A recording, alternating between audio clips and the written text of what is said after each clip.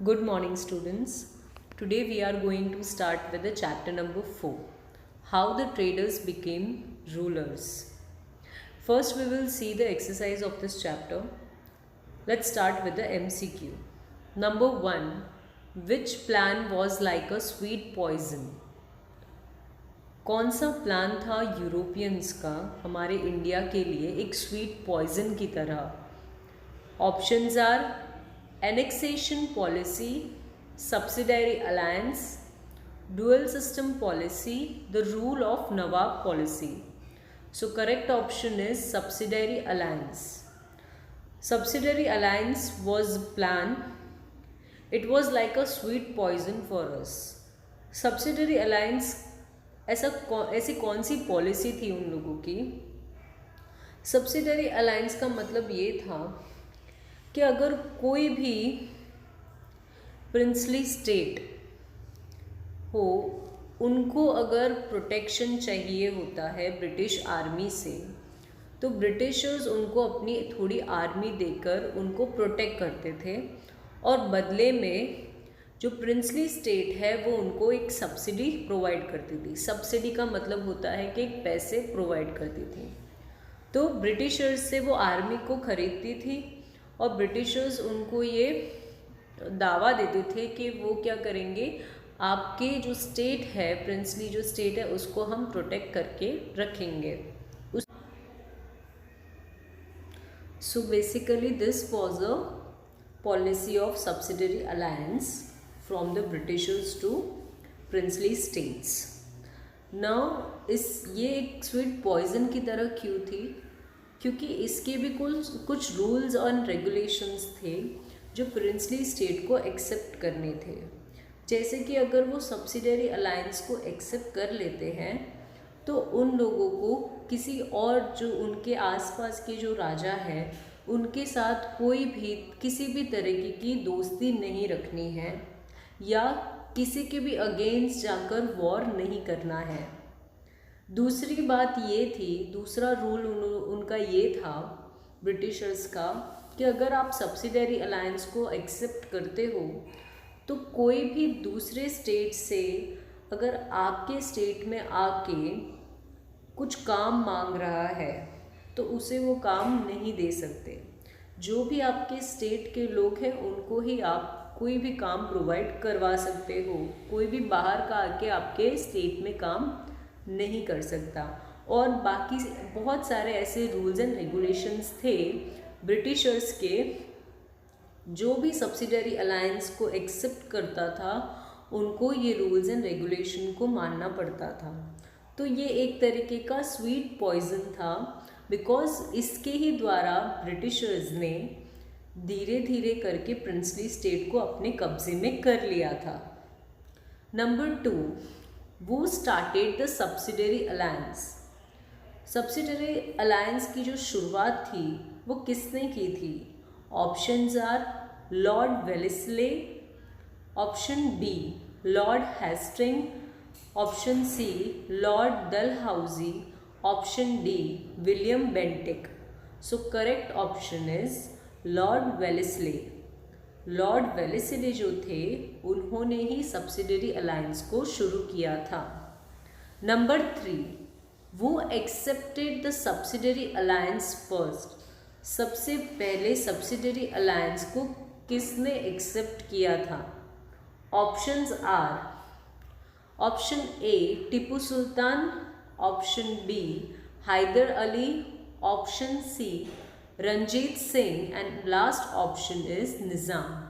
So correct option is Nizam. वो accepted the subsidiary alliance first. Number 4, after the death of which Peshwa was there war among Maratha state.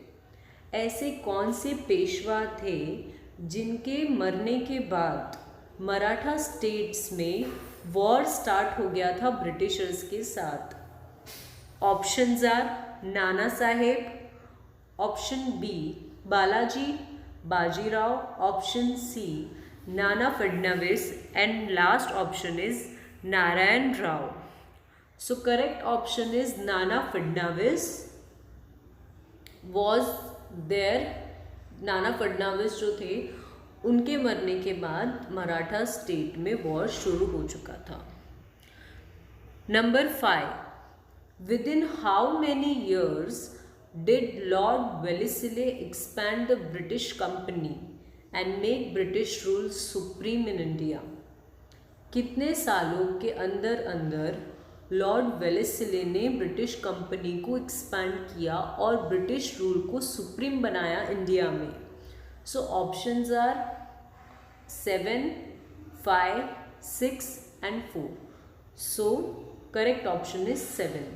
After 7 years did Lord Wellesley expanded the British company and make British rule supreme in India. Number 6.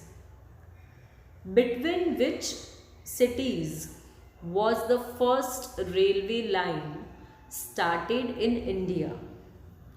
कौन सी दो cities के बीच पहली railway line start हुई थी हमारे India में? So options are, option A between Mumbai and Satara, option B between Mumbai and Thane, option C between Mumbai and Surat, and option D between Mumbai and Pune. So right option is between Mumbai and Thane, the first railway line started in India. Number 7. When did the first railway line start in India? First railway line हमारे India में शुरू कब हुई थी? Options are 1848 century, 1853 century, 1851 century, and last option is 1858 century. So right option is 1853 century, the first railway line started in India. Number 8. Which policy of the British ruined the native king of India? कौन सी ऐसी policy थी जिन्होंने Britishers ने India के जितने भी native king थे उनको ख़त्म कर दिया था?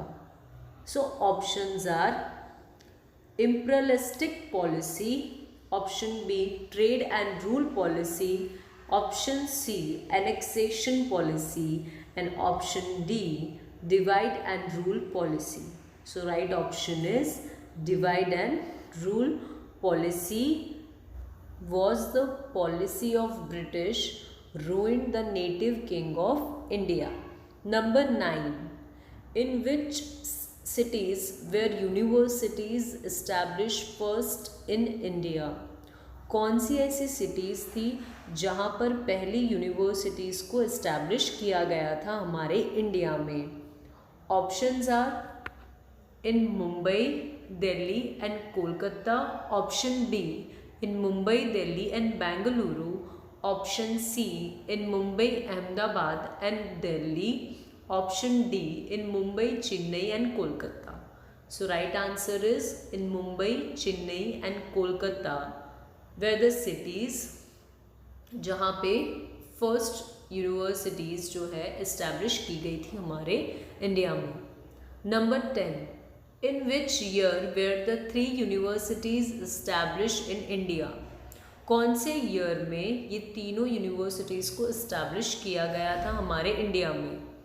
So options are 1857 century, 1858 century, 1864 century and 1860th century. So right option is in 1857 century, the 3 universities established in India. Filling the blanks. Number 1. Lord Wellesley introduced the dash policy in India. Lord Wellesley ने किस तरीके की policy हमारे India में introduce की थी? It was subsidiary alliance policy. Number 2. Subsidiary alliance was like dash for native states. Subsidiary alliance जो policy थी वो किस तरीके की पॉलिसी थी नेटिव स्टेट्स के लिए? It was like a sweet poison for native state. Number 3. Lord Wellesley made British rule supreme in India by dash.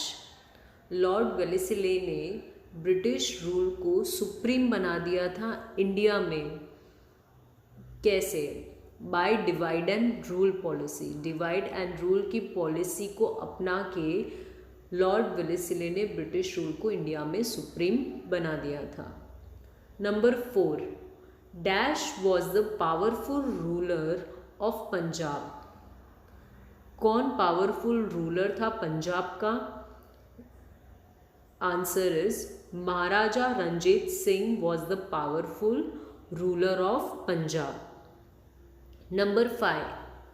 Lord dash annex the states of those native Kings वो died without a sun.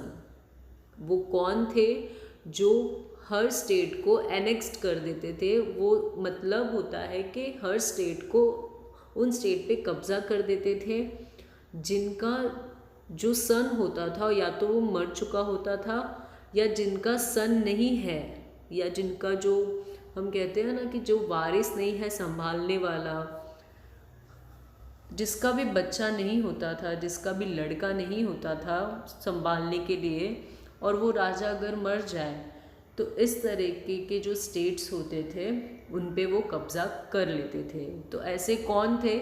Lord Dalhousie थे जो इस तरीके से states को annexed कर देते थे.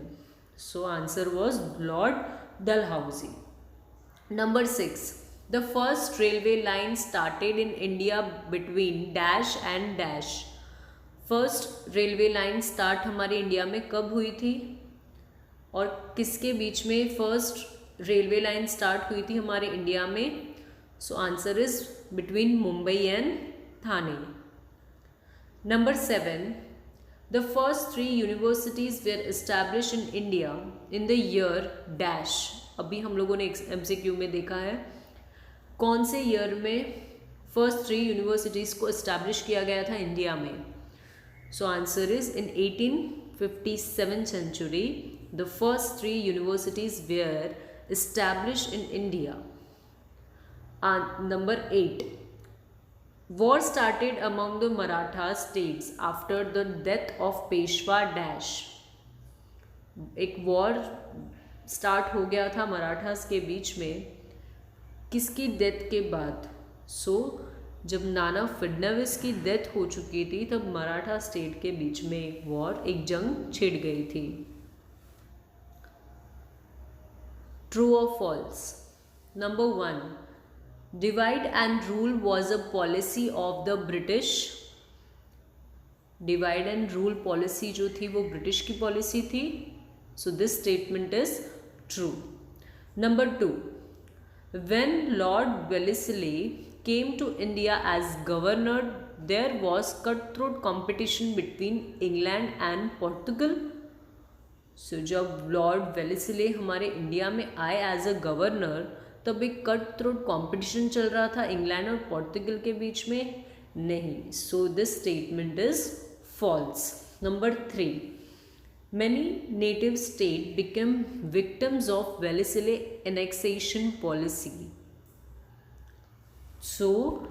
यहाँ पे क्या दिया है कि बहुत सारे नेटिव स्टेट्स जो थे वो विक्टिम बने थे वेलेस्ली एनेक्सेशन पॉलिसी के. So this statement is also false statement. So your answer will be false. Number 4. The subsidiary alliance was accepted first by Marathas. So again this statement is false because subsidiary alliance सबसे पहले जिसने accept किया था वो थे Nizam. Number 5. War started among the Maratha states after the death of Peshwa Nana Phadnavis. So this statement is true. Number 6. Lord Wellesley became friends with Maharaja Ranjit Singh.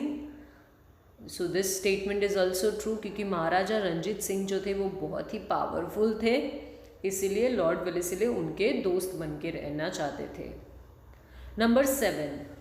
Proper administration was establish in state of native king who accepted Lord Wellesley subsidiary alliance policy. So जो भी subsidiary alliance policy को accept करता था तो native Kings जो थे वहाँ पे एक प्रॉपर एडमिनिस्ट्रेशन को एस्टैब्लिश किया था। तो ये जो स्टेटमेंट है ये गलत स्टेटमेंट है, तो your answer will be false. Number 8, modern post system was started during Lord Wellesley tenure. So this statement is again false statement. So modern postal system जो था वो स्टार्ट कब हुआ था? डलहौजी जब आए थे तब मॉडर्न पोस्टल सिस्टम जो था वो स्टार्ट हुआ था। लॉर्ड वेलेस्ले थे तब मॉडर्न पोस्ट सिस्टम शुरू नहीं हुआ था। So your answer will be false. Match the pair correctly. Number 1, subsidiary alliance. Subsidiary alliance को किसने शुरू किया था? सो लॉर्ड वेलेस्ले ने सब्सिडरी अलायंस को शुरू किया था। So answer will be Wellesley. Number 2, वो started annexation policy. Annexation policy किसने स्टार्ट किया? सो डलहौजी जो थे उन्होंने एनेक्सेशन पॉलिसी को शुरू किया था। Number 3, Maharaja of Punjab. पंजाब के महाराजा कौन थे? So answer is Ranjit Singh. Number 4, establishment of 3 universities in India. So establishment कब हुआ था 3 यूनिवर्सिटीज़ का हमारे इंडिया में? In 1857 century.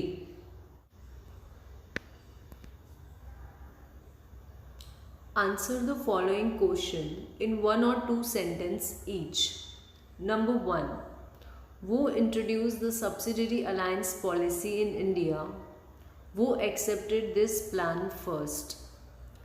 Subsidiary alliance policy हमारे इंडिया में किसने शुरू की थी और सबसे पहले वो कौन थे जिन्होंने इस alliance policy, subsidiary alliance policy को एक्सेप्ट किया था?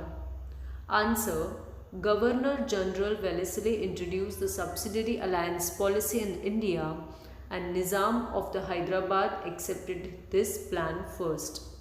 सो गवर्नर जनरल वेलेस्ले ने सबसे पहले सब्सिडरी अलायंस पॉलिसी को इंट्रोड्यूस किया था हमारे इंडिया में, और जो पहले इंसान थे जिन्होंने ये प्लान को एक्सेप्ट किया था वो थे Nizam of Hyderabad. Number 2, which policy was like a sweet poison?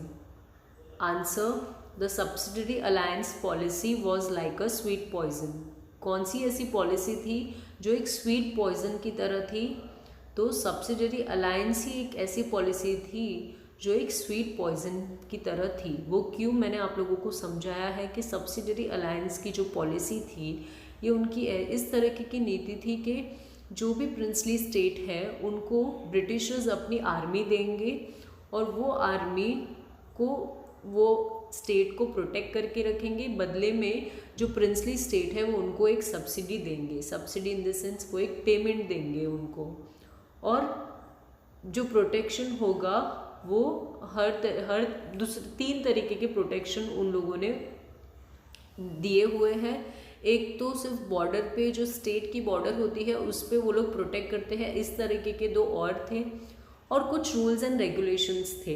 तो इस तरीके की ये जो सब्सिडरी अलायंस पॉलिसी थी वो एक स्वीट पॉइजन की तरह थी, क्योंकि ये पॉलिसी के द्वारा वो क्या करने वाले थे, ये पॉलिसी के कारण वो लोग कब्जा करने वाले थे प्रिंसली स्टेट्स के ऊपर। Number 3, when did the British interfere in the administration of Punjab? Answer, when Ranjit Singh the Maharaja of Punjab died, Sikh quarreled for the legacy. Taking the benefit of this chance, Britishers interfered in the administration of Punjab. Britishers ने interfere कब start किया पंजाब का administration के अंदर? जब पंजाब का administration जब बिगड़ने लगा तो ब्रिटिशर्स ने इंटरफेयर करना स्टार्ट किया। तो वो कब स्टार्ट किया? So your answer is when Ranjit Singh the Maharaja of Punjab died. जब रंजीत सिंह जो थे उनकी जब डेथ हो गई, उनकी जब मृत्यु हो गई, तब ब्रिटिशर्स ने इंटरफेयर करना स्टार्ट कर दिया था। Number 4, who did not allow childrens kings to adopt son. किन लोगों को ये अलाउ नहीं था, किन राजा को वो अलाउड नहीं था कि वो कोई भी अडॉप्ट कर सकते हैं सन को। ठीक है, answer, Lord Dalhousie did not allow childless king to adopt the son. Lord Dalhousie जो थे उन्होंने अलाउ नहीं किया था कि वो किसी भी राजा जिसका कोई भी वारिस ना हो वो सन को अडॉप्ट कर सके, मतलब कोई भी लड़के को अडॉप्ट कर सके, ये उन्होंने अलाउ नहीं किया क्योंकि उनकी एक पॉलिसी थी जिसका नाम था एनेक्सेशन पॉलिसी। एनेक्सेशन पॉलिसी वो पॉलिसी होती है जिसमें अगर राजा का बेटा ना हो तो वो राज्य को हड़प लिया जाता था ब्रिटिशर्स के द्वारा। ये एक तरीके की पॉलिसी थी जो ब्रिटिशर्स ने अपनाई थी। Number 5, when and where was the first railway line started in India. कब और कहाँ पर फर्स्ट रेलवे लाइन शुरू हुई थी हमारे इंडिया में। Answer, in India the first railway line started from Mumbai to Thane in year 1853। जो हमारी इंडिया में फर्स्ट रेलवे लाइन शुरू हुई थी वो हुई थी मुंबई से थाने तक की जो ट्रेन होती है वो पहले शुरू हुई थी और वो हुई थी 1853 AD में। Number 6, in whose time did railways, telegraph and post system started in India। किसके या किन के टाइम पर railway, telegraph and post system जैसी चीज़ें स्टार्ट हुई थी हमारे इंडिया में। So answer, the railway, telegraph and modern post system started in India during the time of Lord Dalhousie. सो ये सारी जो चीज़ें हैं ये हमारे इंडिया में स्टार्ट हुई थी एज अ मॉडर्न इंडिया। सो ये किसके टाइम पे शुरू हुई थी ये सारी चीज़ें? लॉर्ड डलहाउजी जो थे उनके टाइम पे ये सारी चीज़ें शुरू हुई थी। Number 7, in which cities were universities establish during 1857 century. कौन से सिटीज़ में यूनिवर्सिटीज़ को एस्टैब्लिश किया गया था 1857 सेंचुरी में? So answer, the universities were established in Mumbai, Chennai, Kolkata in year 1857 century. Answer, तो जो यूनिवर्सिटीज़ थी एस्टैब्लिश की गई थी वो की गई थी मुंबई में, चेन्नई में और कोलकाता में in year 1857 century. Number 8, which states were declare heirless and annexed by Lord Dalhousie. कौन से ऐसे स्टेट थे जिन्हें डिक्लेयर कर लिया जाता था heirless and annexed by Dalhousie? So answer, Satara, Jhansi, Sambalpur, Nagpur, Tanjore and Kolkata are the states which were declared heirless and annexed by Dalhousie. तो ये सारे जितनी भी स्टेट्स के नाम लिखे गए हैं ये स्टेट को डिक्लेयर कर दिया गया था हायरलेस और annexed by Dalhousie. Answer the following question. Number 1, why were the British not successful in establishing their rule in Punjab during the time of महाराजा रंजीत सिंह? जब महाराजा रंजीत सिंह जिंदा थे तब ब्रिटिशर्स ने सक्सेसफुली अपना रूल को इस्टेब्लिश क्यों नहीं कर पाए वो पंजाब में? Answer, Ranjit Singh the lion of Punjab was the powerful Maharaja of the Punjab. जो रंजीत सिंह थे वो पंजाब के किंग थे, पंजाब के लायन थे, तो बहुत ही ज़्यादा पावरफुल थे पंजाब के। He had set up a strong army with the help of European officer for the protection of his state. तो उन्होंने एक बहुत बड़ी और बहुत ही स्ट्रॉन्ग आर्मी फोर्स तैयार कर दी थी उनके स्टेट के लिए। He had won victory over nearby states of Punjab. तो पंजाब के आसपास जितने भी स्टेट है वहाँ पे उन्होंने जीत हासिल कर ली थी। Thus Maharaja Ranjit Singh was a powerful and victorious ruler. Maharaja Ranjit Singh एक बहुत ही ताकतवर और बहुत ही होनहार रूलर थे।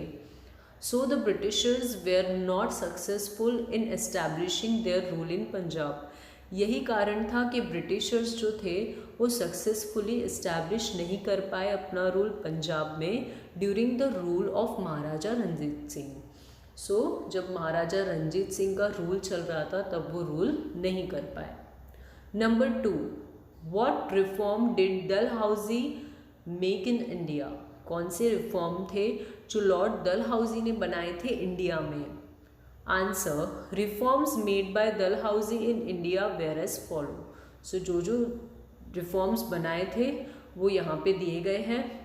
Number 1, he started railways, telegraph and post systems.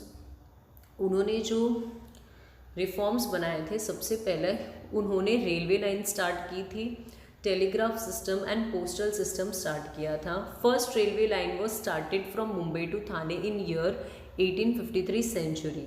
सो पहली जो रेलवे लाइन स्टार्ट हुई थी मुंबई से लेकर थाने तक वो 1853 सेंचुरी में हुई थी। He introduce the modern postal system in India.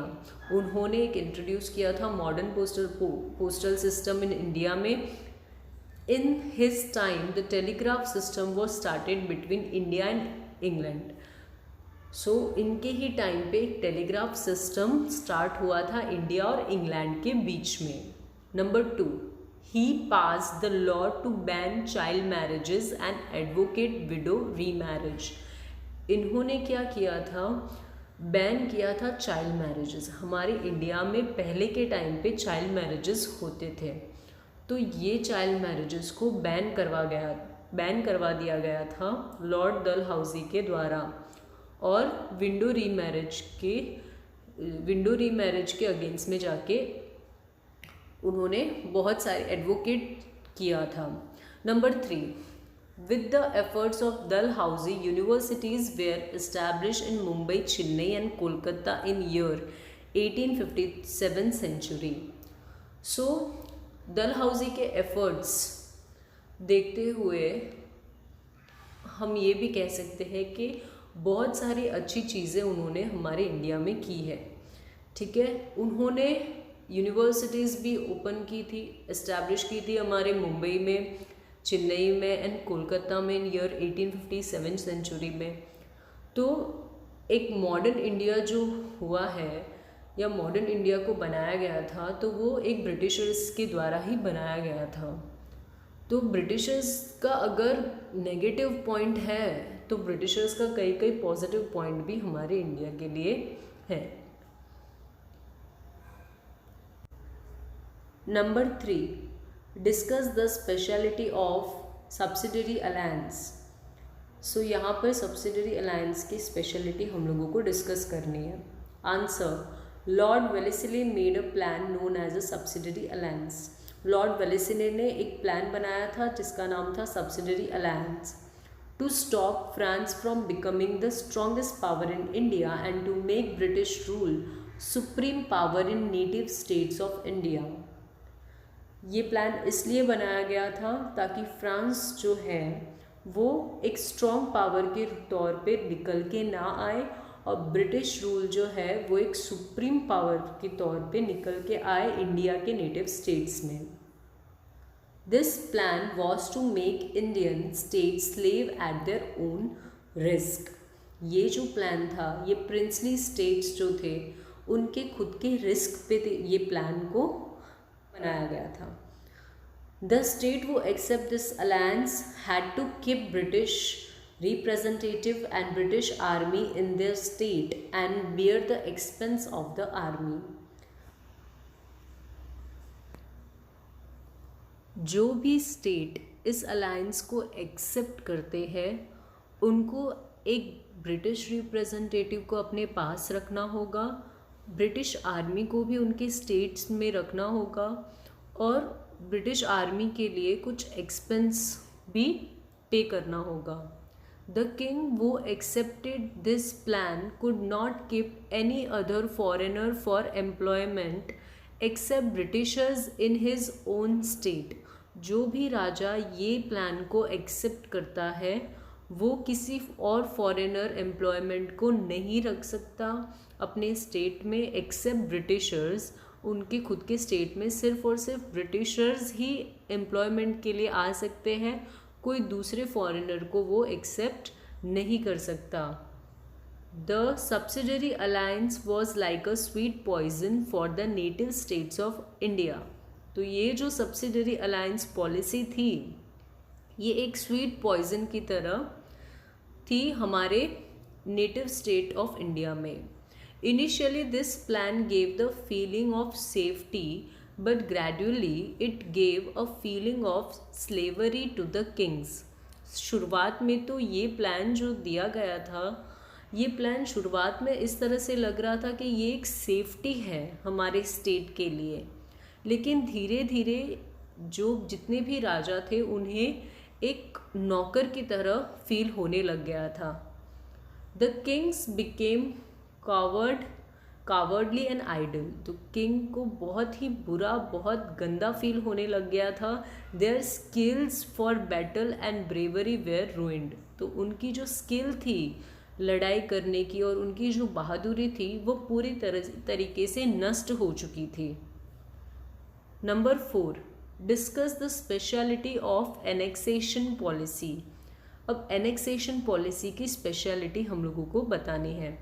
Answer. Annexation policy means to bring an end to rule of native states and keep this state under the British rule directly. Annexation policy का मतलब ये था कि किसी भी तरह से India में जो रूल है वो ब्रिटिशर्स का ही रूल होना चाहिए। नेटिव स्टेट्स में प्रिंसली जितने भी स्टेट है उनको ख़त्म करना है और ब्रिटिश रूल के अंदर डायरेक्टली लेकर आना है।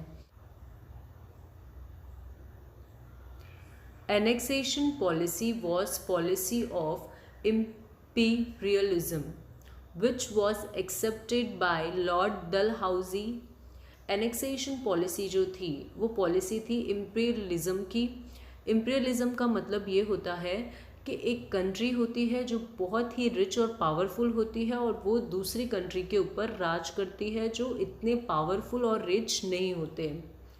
जिसने ये चीज़ जो थी, ये जो पॉलिसी थी, ये किसने एक्सेप्ट की थी? लॉर्ड डलहाउजी जो थे, इन्होंने इस तरीके की जो पॉलिसी थी वो एक्सेप्ट की थी। He enforce this policy in 3 ways। ये जो पॉलिसी थी उन्होंने ये पॉलिसी को 3 तरीके से यूज़ किया था हमारे इंडिया में। सबसे पहले किस तरह से यूज़ किया था? In the name of miss administration of state he annex native states of sheltered king. Miss administration of state के नाम पर इन्होंने काफ़ी स्टेट के ऊपर अपना कब्जा कर लिया था। Number 2, he disapprove the right to adopt the son for the kings who died without hire and their state were annexed.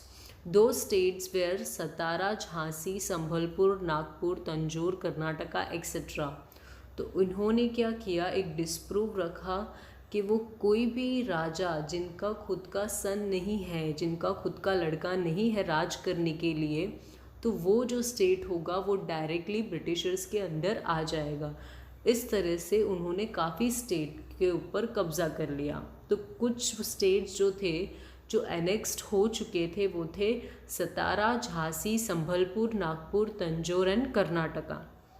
Number 3, he annexed many states by winning in the battle. उन्होंने और भी बहुत सारे states annexed किए थे battle जीतने के बाद। Thus Dalhousie joined many states to the region British government and expanded the British rule. और उसके बाद डलहाउजी ने बहुत सारे स्टेट्स जो है वो ब्रिटिश गवर्नमेंट के रीजन में कर लिए थे और ब्रिटिश रूल को एक्सपैंड कर दिया था। इस तरीके की जो पॉलिसी थी वो डलहाउजी ने एक्सेप्ट की थी हमारे इंडिया में। This was your chapter number 4।